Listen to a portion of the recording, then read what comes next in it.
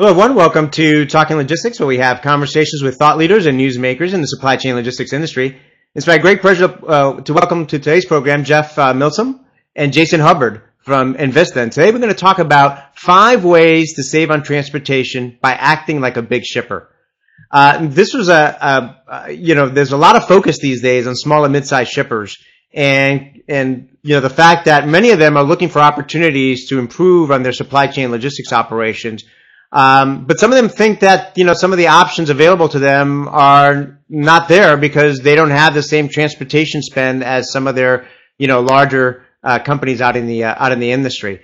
So today we're going to explore really different ways that, particularly small and mid-sized shippers can, leverage to drive operational efficiencies and savings from their transportation. So it's great to have both Jeff and Jason here today to kind of discuss that topic and share their perspective on this topic. I just want to remind those of you that are joining us live today that part of our goal here at Talking Logistics is to make this interactive. So if you've got a question for Jeff or Jason as we're coming along here, you can do so via the submit a question button or via the chat feature. And if we've got time and it's a good and appropriate question, I'll try to weave those into the conversation. And also just a reminder that, if you do want to ask a question and you are joining us as a visitor, you do have to sign in first before you can ask a question. So with that, Jeff, Jason, welcome to the program. Thanks very much for having us again, Adrian. Now, Jeff, I don't see you. Jason, are you able to see Jeff? I am not. Yes, I'm not sure your camera is engaged, Jeff. So I'm gonna go ahead and I was going to ask you the first question, but I'll go ahead and ask Jason the first question, and maybe while Jason is answering, I'll see if I can get you back on camera here.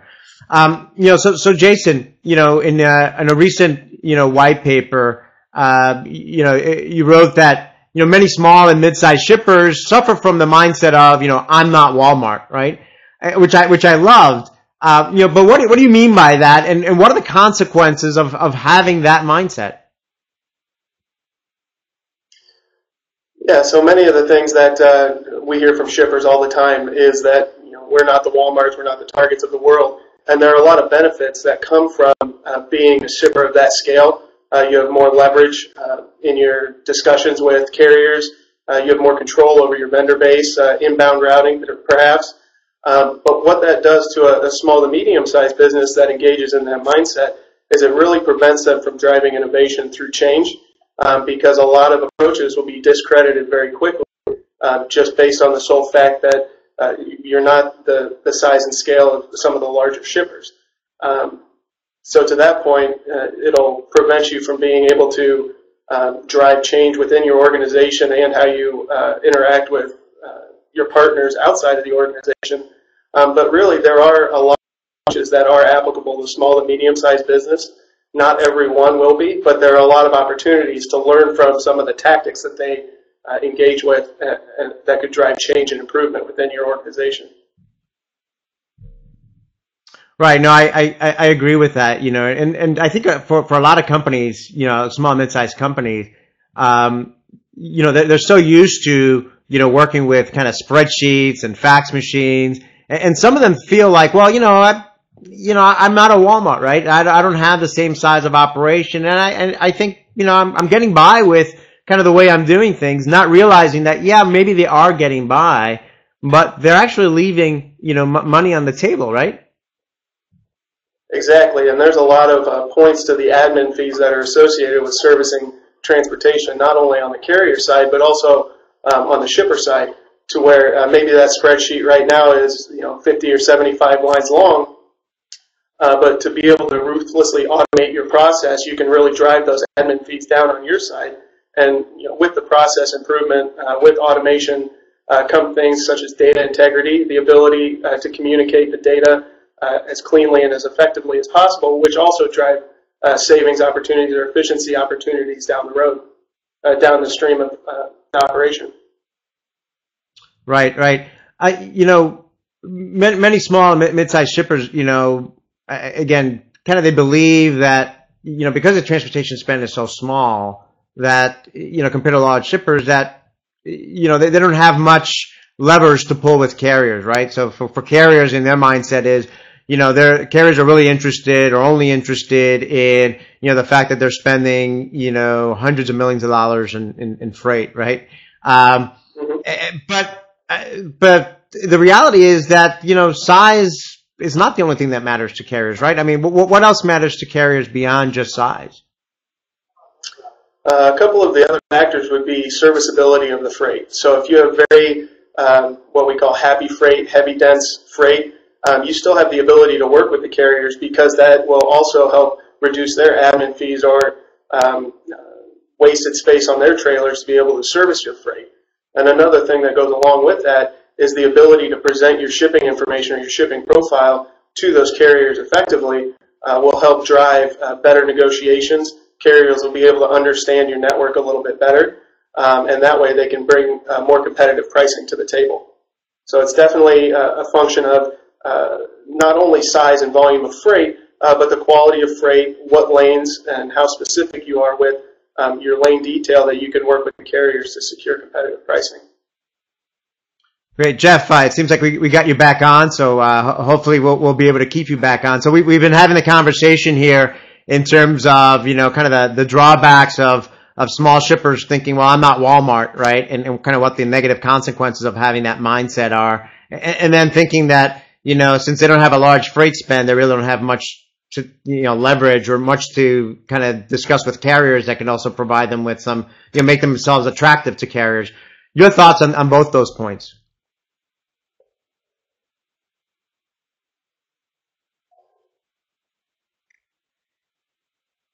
Jeff, can you hear me? Well, it seems like even though we got Jeff back on the camera, I'm not sure he can see and hear us. So we'll just continue, Jason, with the conversation. I think unfortunately we're not able to resolve the issues with Jeff at this time. So going back, I mentioned that for a lot of small shippers, they tend to work with, spreadsheets and fax machines and, dialing for diesels, so on and so forth. A step up from that is, they actually go and they use, a lot of the carrier websites to plan and execute their shipments. But, obviously there's got to be better options than, hitting, multiple carrier websites. What do you see as some of the kind of leading practices or other ways that small and mid-sized shippers can be more effective? Good question. Very important here, and a lot of value-added activities can go into this particular question. The primary being, again, admin fees, having to search through numerous carrier sites.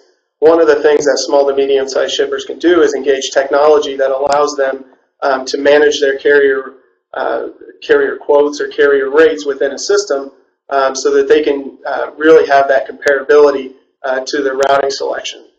So potentially engaging technology to be able to provide you with all the rates that you have on file for a zip-to-zip will allow you to make the best routing choice.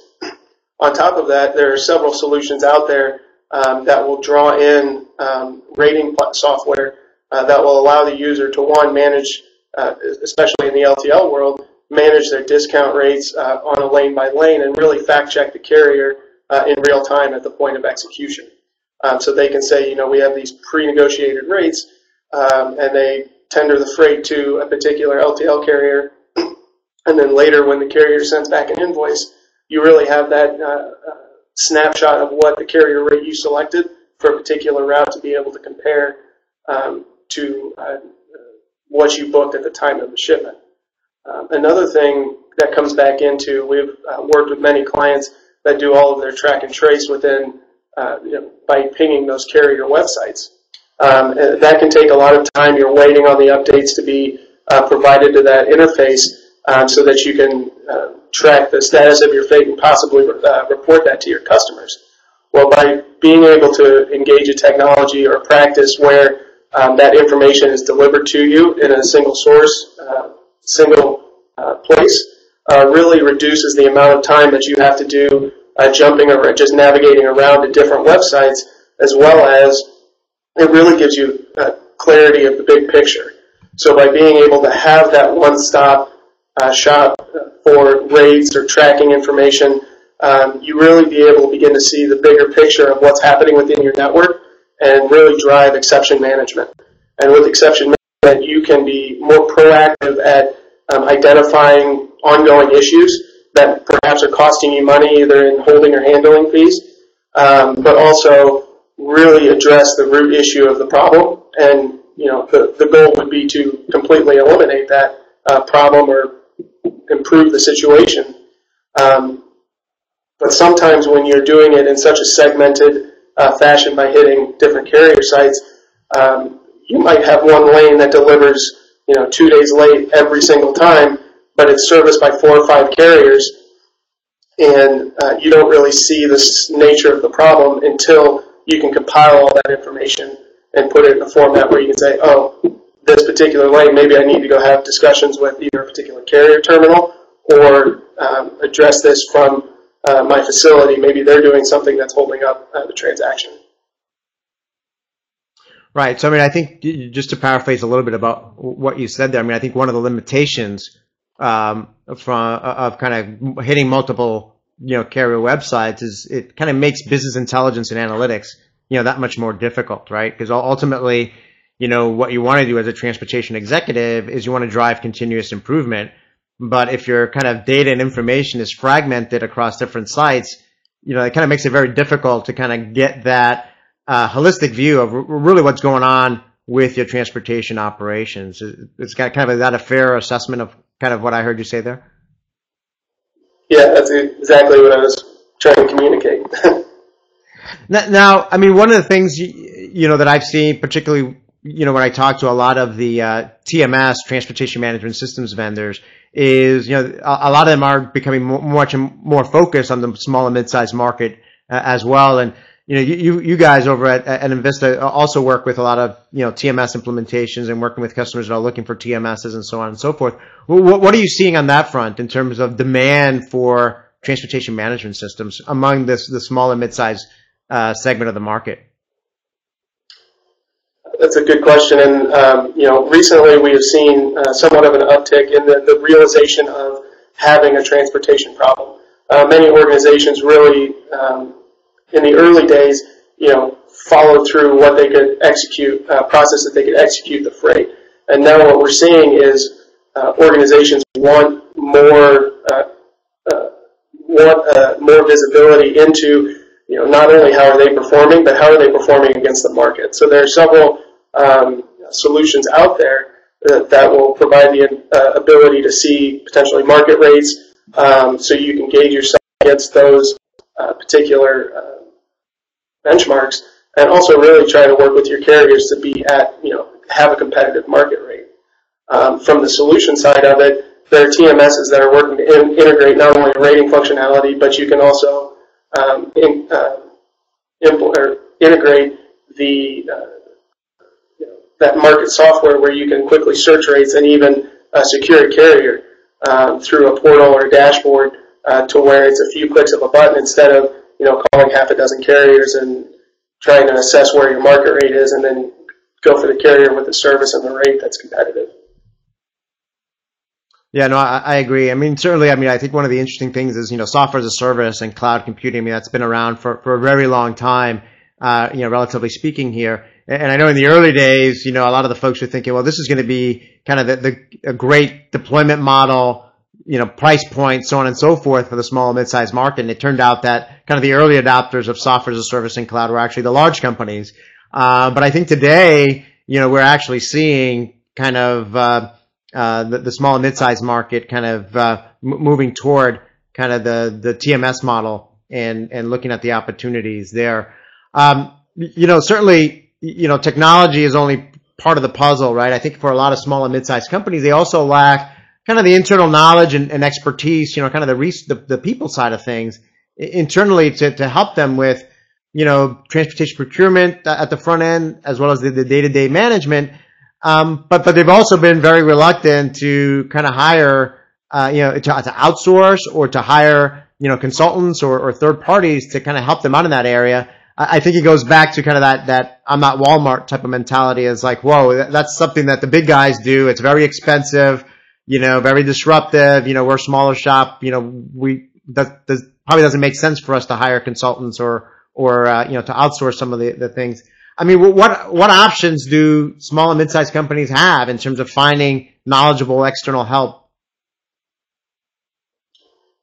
Yeah, there are several options, some of them being free and others being a little more expensive, as you mentioned, consultants.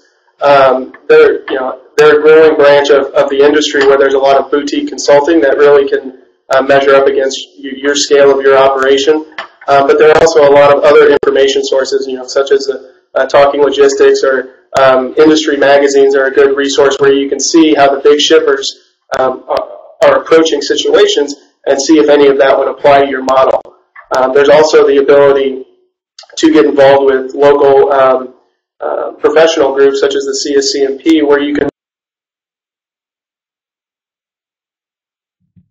and really gain some insight from their experience that they've had that could apply to you and help you improve the situation that you're in. So while we always enjoy coming on site with clients, there's a lot of education that can happen beforehand. It doesn't cost anything other than someone reviewing those sources of information. And a lot of times companies will also have white papers that you can download and read to gain insight to different practices within the industry. Right. I mean, I think one of the benefits today, particularly with social networking and with the proliferation of blogs, and things like what we're doing here at Talking Logistics and others, there certainly is a lot of avenues to get some, thought leadership and advice and expertise, out there in terms of getting that help. But I think even on the one of the things that I've talked about a lot over the past few years is kind of the merging of technology with consulting, with managed services, and that there really is a diversity of business models out there today and service providers out there that is not, I guess for a lot of, companies, especially small and mid-size, it's either they may have the perception that it's either outsource everything or keep everything in-house, or it's work with a big three consulting firm, or, try to do it all on your own. And the reality is, I guess to your point, is that there's a variety of different avenues and options out there, and even that provide a different price points and different packages of services and technology that can be aligned to the specific needs and price points of companies in that market, in that small and mid-sized market.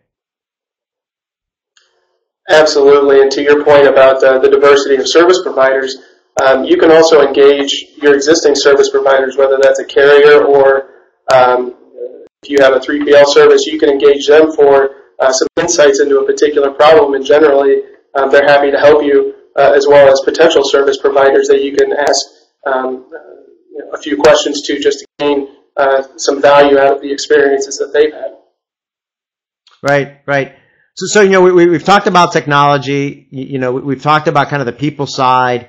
I think the other aspect that we always talk about is obviously process, right? And making organizational changes perhaps to, drive some of these transportation savings and drive some additional, efficiencies. So, does acting like a big shipper also mean kind of making organizational changes? And what are some of the factors that, companies should consider in terms of, the changes that they should be thinking about to gain those benefits?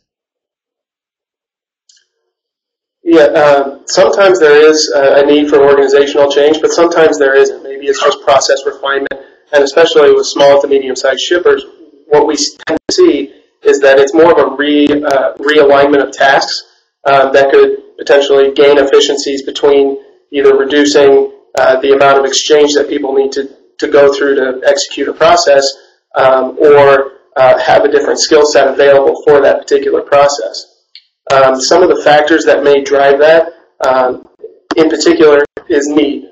So when we think of a process, we kind of break it down into its sub-elements and identify who needs to be touching what element and when. And that way we can take a step back and really view, okay, well, Cindy is handling steps 1, 3, and 6, and Joe handles 2 and 4. Well, if Joe handle 1, 2, and 3, and Cindy handle the back end. So sometimes there is a need for organizational change, but with small to medium-sized shippers, it's really about defining the roles that people have. The next opportunity would be more around the execution process. A couple of things we had mentioned: having better lane data to be able to negotiate better contracts or make your organization more presentable. But really having access to that lane data will provide you with insights, and big shippers will review that lane data on a regular basis to be able to understand what is happening, as close to real time as they can within their transportation network. Another aspect might be a routing guide.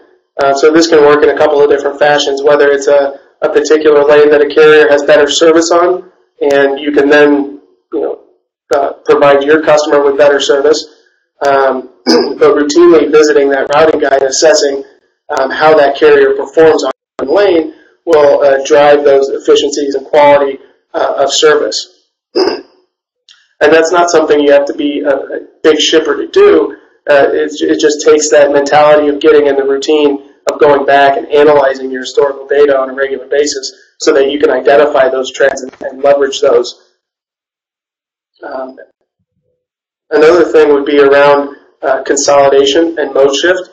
So a lot of people will think that, we just have all these one-off shipments, but when you take a step back and look at it and see, well, if I can extend my shipping window by a day here or a day there, or my delivery window by a day, I can drive these consolidation opportunities that I've seen done in spreadsheets. The technology is definitely a huge asset in that arena, but be able to consolidate shipments over time to really drive a mode shift. And when you look at something like taking either 4 or 5 LTLs and get them on a rail car to ship across the country, those are kind of the bigger steps that will really allow you to drive a larger amount of savings. Consolidation opportunities don't apply to every shipper, but just taking a look and understanding your network from a bigger perspective will really help you drive other things like understanding your lane data better, how you affect your routing guide, or how you can take steps to reduce admin fees. Yeah, you brought up mode conversion. That was a question that I also had in mind, because it seems to me that that's something that a lot of big shippers have been doing for a few years now, and kind of looking to move away from kind of reducing the amount of LTL, even truckload, and move more to intermodal as an example.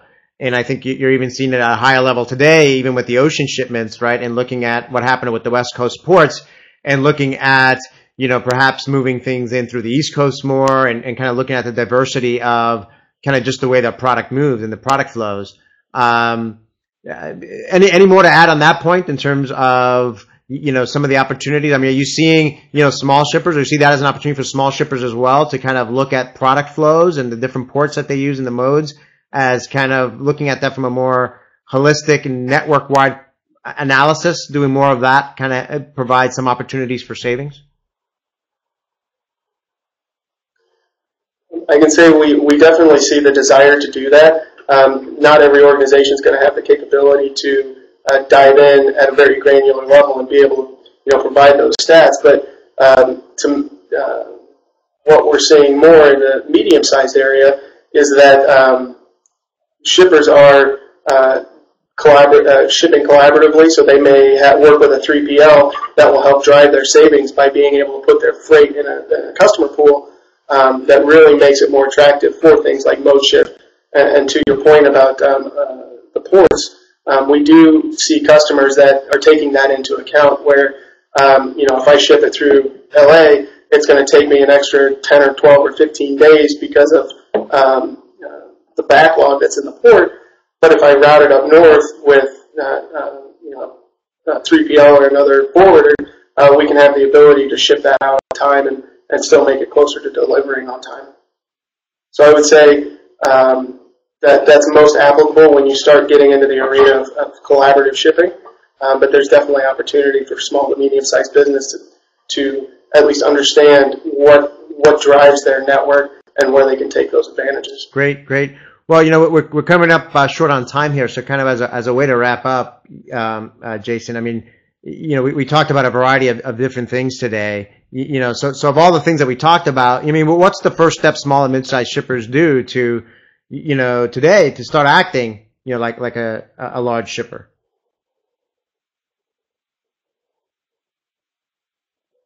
I would say the first step would really to take a step back from your process, see where your pain points are, your bottlenecks, and really drill into those to collect data around those particular aspects of your process to be able to say, okay,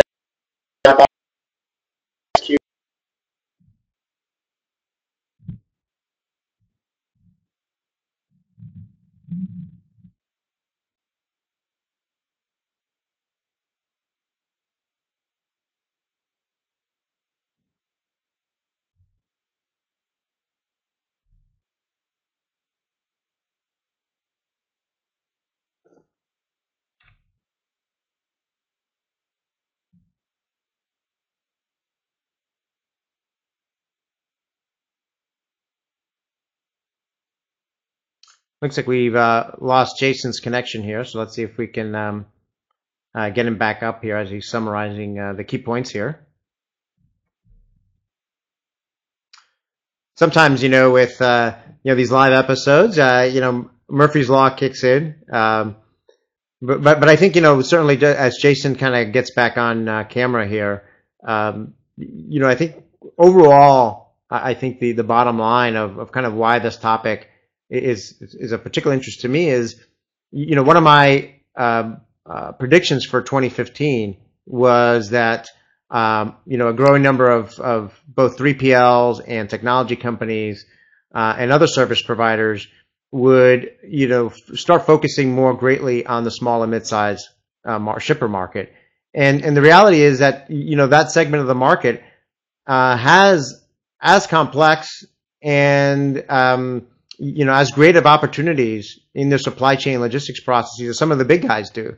Perhaps the scale isn't as large, or perhaps the complexity isn't as great, but nonetheless, there are real opportunities and real challenges that they face. And the reality is that on the one hand, some of those shippers feel like the available services and solutions out there may not be right for them because they're not a Walmart or a large shipper. And then on the other hand, they just don't even know that they're leaving money on the table. They're kind of working through spreadsheets and fax machines and the like. And, it's really not realizing that they can be capturing so much more cost savings, be much more competitive on the service front, so on and so forth, by really looking at some of the best practices and leading practices that some of the larger companies have adopted, and really making that their own as well. It looks like we've lost Jason here. I don't see him back on. Unfortunately, we weren't able to get the wrap up from them today. But if we didn't get any questions live today, but if you do have any questions for Jason or Jeff, who couldn't get on today, you can find this episode on talkinglogistics.com and post your question or comment there. And I'm sure they would be more than happy to respond via that medium. So again, thank you for joining us today, and we look forward to seeing you in a future episode of Talking Logistics. Have a great day.